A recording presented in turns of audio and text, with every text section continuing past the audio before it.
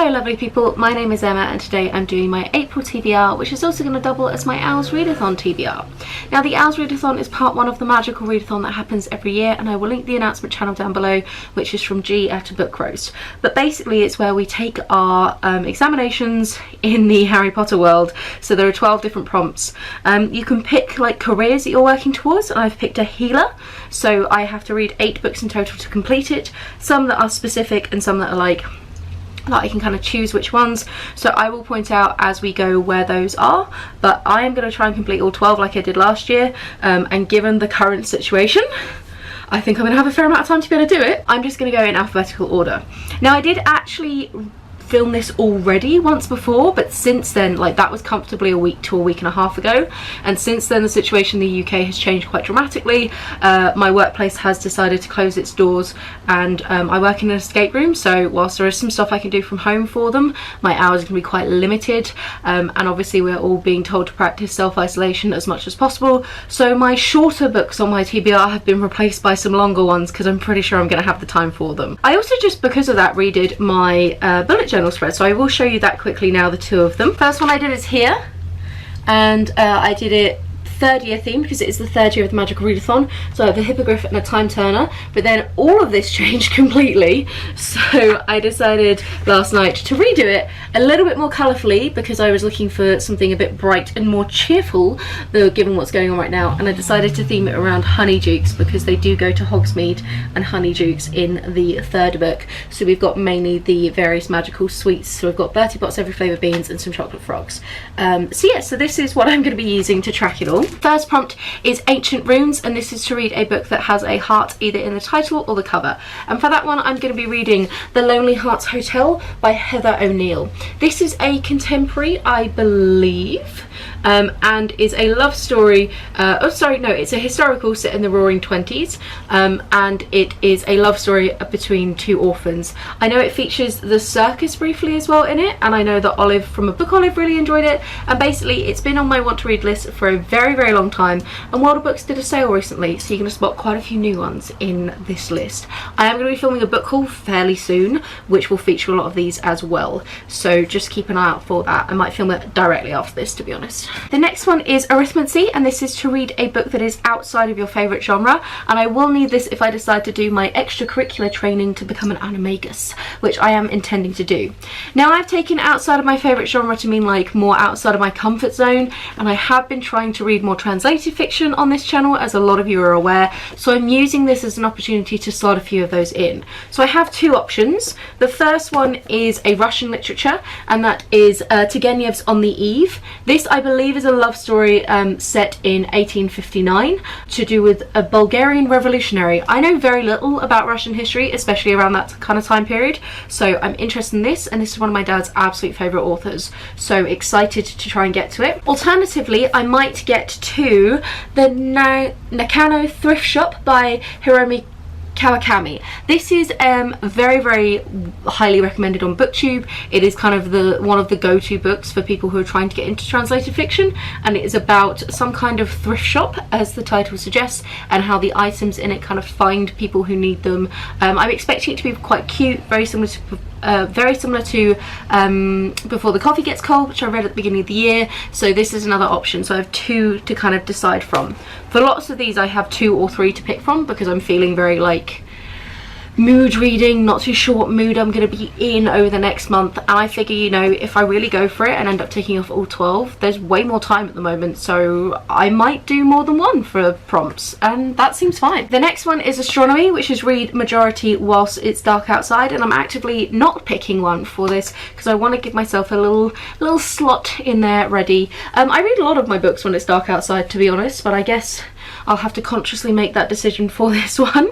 The next one is Care of Magical Creatures, which is read a book with a creature with a beak on the cover, and I was kind of freaking out about this, being like, I have nothing, I have 1 book, what on earth am I going to do? Until I realised, literally whilst filming the last video, that anything that is from Penguin as a publishing house that has their logo has a beak on it just down here, tiny little beak, which means that my options just went from 1 to like 50 basically, because I have a bunch of the Penguin English Library paperback classics and I have a bunch of their like orange spine non-fiction books on my shelf, so I guess I'm going to pick one of them. At this current moment in time, I'm quite keen on Little Women because I said I was going to read it in March and I haven't got round to it. I don't think I will. I think there's other things that are higher priority over the next kind of 10 days, so it'd be quite nice to try and do this one in April. Or alternatively, I've had on my shelf for a while Down Girl by Kate Manne, which is the logic of misogyny, and it's a look at feminism but through a very kind of scientific, lots of studies, lots of data kind of an angle, and I'm quite keen to get to this one. This was on a 5-star predictions video I did back in October, so I really could do with getting this one read. So it's going to be between these two at the moment, but obviously anything from Penguin counts. So if you are struggling with that particular prompt, check your shelves, see what's got the Penguin logo on it. There might be more than you think. Okay, the next one is a book with white on the cover, and I have 3 separate options for this one. If I'm in the mood for something light, maybe not light, if I'm in the mood for something short, I'm going to read Banana Yoshimoto's NP. Excuse the mess on the cover and how hideous this cover is. This might be the ugliest book I own. I'm a little bit annoyed about it. I might end up buying a different copy one day. But this is, I said light, it's not actually very light. It is about a book that is trying to be translated, but every person who tries to translate it then ends up committing suicide, and it's about the girlfriend of one of those people who is trying to explore what is happening there. It's Japanese fiction. It's kind of giving me slightly The Ring vibes. I'm not too sure. I don't think it's going to be as creepy as that, but Banana Yoshimoto is a very popular author on BookTube, again for people who read translated fiction, so I'm very excited to try and get to this one quite soon, and it is shorter. Then if I want to go into non-fiction, I have 2 different options for me. The first is Viking Britain by Thomas Williams. This, as the title suggests, is about Viking Britain, and I bought it when I was up in York visiting my sister back in November. York is huge for Viking history. I know almost nothing. Now might be the time to grab this one. And then the final one for this particular prompt is Europe by Tim Flannery, and this is the first 100 million years of European history. So we're really talking prehistory here, and since I've been reading a lot more kind of stuff about prehistoric things and like dinosaurs and stuff and paleontology, but then there's kind of been a bit of a broadening. There's been paleobotany stuff in there. I'm just kind of really getting into anthropology in general, so this super appealed when I was in the bookstore because it looks like it's gonna be really good fun. It's gonna feature a lot of like the prehistoric animals that came just after the dinosaurs, so I'm really excited about this one in particular. It's also worth mentioning that charms is one of the subjects I definitely need to become a healer, so I'm definitely going to get to one of these. These are like more of a high priority book. The next subject is Defense Against the Dark Arts, which is another one that I definitely need, so again, high priority. And the prompt is a book set by the coast or the ocean. So I have, again, 3 different options for this. I have Waterfalls of Stars by Rosanne Alexander. This is my 10 years on the island of Skoma. And almost identical to this in storyline, I have Sea Room, the story of 1 man, 3 islands and 500,000 puffins by Adam Nicolson. These are both non-fiction about people who live on islands by themselves or severely isolated that feature a lot of puffins. I didn't realise I had 2 of them on my shelf, and I haven't read either of them yet. This is the more popular one on BookTube. Harriet Rosie read this a while back, and this was what I picked it up from her, but I think a couple other people have spoken quite highly about it recently as well. Sea Room is the one that's slightly older, but less well known as far as I'm aware, so I don't know which one I'm going to go for. It will be entirely random spur of the moment. Maybe I'll read both. Maybe I'll just be super in the mood for an island book. I don't really know.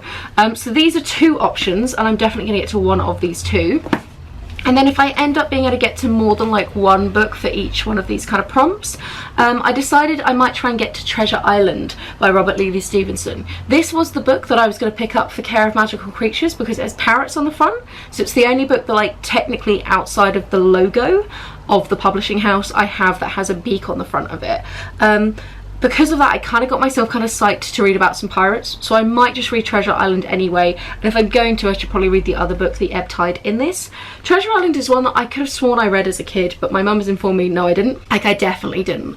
And I think that that's a bit of a travesty, because I really loved the story. I love so many of the film adaptations, so I could read this and then watch The Muppets Treasure Island, and that would be an amazing day in self-isolation, so potentially might have to happen regardless of what happens with the other island books. Okay, we are getting there. This is going to be a hella long TBR, I'm so sorry. The next one is Divination, and this was through a random number generator. And for that, I decided to randomly generate 3 off of my entire TBR list. The one that I'm most likely to get to, that I'll talk about now, is The First Men on the Moon by H.G. Wells. I have this on audiobook and I love H.G. Wells writing. The title is very descriptive. I'm assuming it's about our race to get on the moon, but this was written in like the turn of the century in kind of the 1800s to 1900s, so like way before the space race was really a thing. And H.G. Wells is excellent at being like really pioneering with his sci-fi. He is the author of the absolutely amazing The Time Machine, as well as many other kind of sci-fi classics, so I really want to get to another one of his. There are a couple more on there, but this is getting too long. The next one is Herbology, which I do again need to be a healer, and this one is a title with an M. So this one I'm doing Mama's Last Hug. I'm going to put it here. I can't remember the author. I've got it on ebook, and this is going to be my buddy read for the month with Amy from Amy Gets Lit. I'll link her channel down below. She doesn't post particularly anymore, but she has a great back catalogue of content, so definitely go check that out. I'm really looking forward to this. It's about the emotions and compassion within animals and the different examples of this and what we can learn from them. So I think it's going to be a really, really fascinating non-fiction, and just like a bit of a feel-good one about how nice things can be, which I think is going to be so necessary given the current climate right now. The next one is History of Magic, and this is a book featuring witches, and again I have 3 different options. The first one is a non-fiction that I picked up quite recently called Witches, so I think this one's pretty freaking perfect. Highly likely to get to this one. It is by Tracy, Borman, and it is a non-fiction about the English witch hunts and James I. So this one looks really cool. I was listening to a podcast recently called You're Dead to Me, which is by BBC Radio 4, and they do like different parts of history.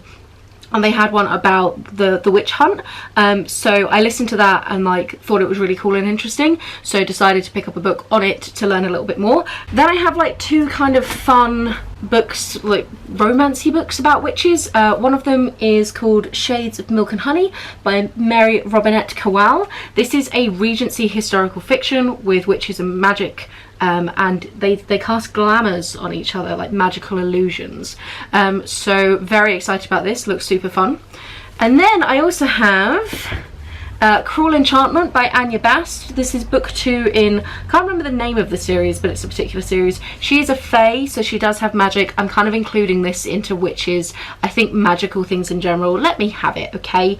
And this does include, this is like an adult romance, so it does involve a fair amount of smut and erotica in there as well. I read book 1 recently. It's good fun. There's a chance I'll get round to it, so I've got several different options here. Okay, we're getting there. I have 3 more prompts left to talk about. The next one is Muggle Studies, and it's from the perspective of a Muggle, and I'm hopefully going to be buddy reading with Jenny, Lucy Worsley's Queen Victoria. I'll link Jenny's channel down below. She's fantastic. She reads a ton of non-fiction. Definitely go check her out.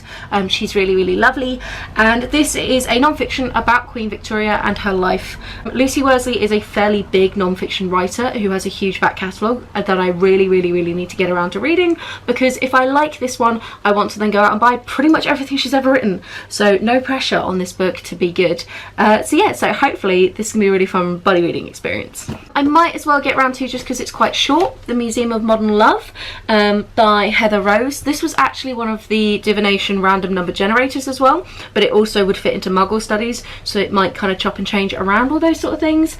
And this is a contemporary that is about a particular art exhibition where this artist sat at a table and allow people to come and sit opposite her in total silence for a while. It was really fascinating, but it's a kind of a love story built around that. My batteries are flashing at me. We can do this. Okay, I have 2 short ones for Potions, which is a book under 150 pages that I definitely need for my healer. The first one is The Blue Fox by Sjorn, which is a Nordic translated fiction about the Arctic tundra. I know very little else apart from that. Then I have The 39 Steps by John Buchan, which is a wonderful like spy inspector espionage thriller. Again, quite short, been made into movies, into theatre, looks really good. Then the last one is for Transfiguration, which is read a book about shape-shifting. If I get a chance, I'm going to read The Chrysalids by John Wyndham, which is about like a nuclear post-apocalyptic wasteland, like humanity shape-shifting and mutating over generations, so a little bit of a loose one there, but my dad might be borrowing this, so if that happens I'm definitely going to read Animorphs by A Applegate, which is the middle grade series that I'm kind of idly reading, which is about children who can shapeshift into different animals. So yeah, so that's pretty much it from me. I gotta go before this camera completely dies. Are you taking part in the owls? Please let me know. Where on earth should I start? Do you reckon this TBR is long enough or I'm gonna get bored? Stay safe, people, and try and keep all kind of positive energies, optimism, etc, etc. Try and keep spirits up, and I will chat to you soon. Have a wonderful reading week. Bye.